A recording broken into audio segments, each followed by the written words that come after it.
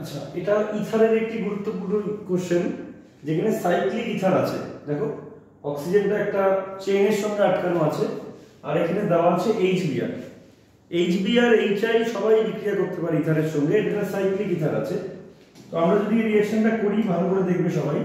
সবার প্রথমে এই যে অক্সিজেনের মাথায় যে লোন পেয়ার আছে, অক্সিজেনের সঙ্গে অক্সিজেন তার লোন পেয়ার দিয়ে এই এইচটাকে ক্যাপচার করবে।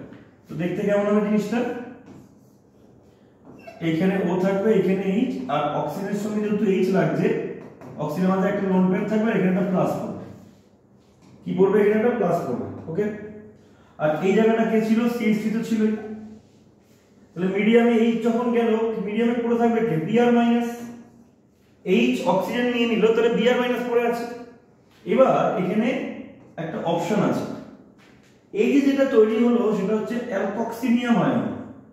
অ্যালকক্সিনিয়াম আয়ন, অ্যালকক্সিনিয়াম আয়ন।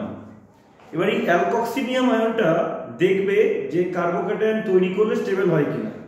দেখো, যদি এই বন্ডটা ভেঙে যায়, যদি এই বন্ডটা ভেঙে যায়, তাহলে এটাকে স্লো স্টেপ করে দিই RDS। তাহলে কেমন হবে জিনিসটা দেখতে? এরকম থাকবে, এই জায়গায় CH3 থাকবে, আর এই জায়গায় OH হবে।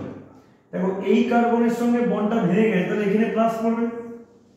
এবার এই প্লাসটা স্টেবল কেন? কারণ দেখো, এটা 3 ডিগ্রি কার্বোক্যাটায়ন। এই কার্বোক্যাটায়নটা কত ডিগ্রি? 3 degree carbocation. এই বন্ডটা যদি ভেঙে যায়, তাহলে দেখো এই যে কার্বনটা আছে, এদিকে বন্ড, এদিকে বন্ড, এদিকে বন্ড, 3 ডিগ্রি কার্বোক্যাটায়ন। পরের স্টেপে কি হবে?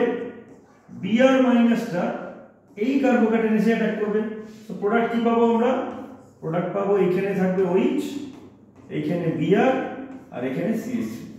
তাহলে যেহেতু এখানে প্রথমে কার্বোক্যাটায়ন হলো, পরে নিউক্লিওফাইল এসে অ্যাটাক করলো, তাই এটা কিন্তু SN1 রিঅ্যাকশনের রুটও নেবে। যেহেতু 3 ডিগ্রি কার্বোক্যাটায়ন হচ্ছে, তাই কিন্তু এই বন্ডটা ব্রেক হবে। ওকে।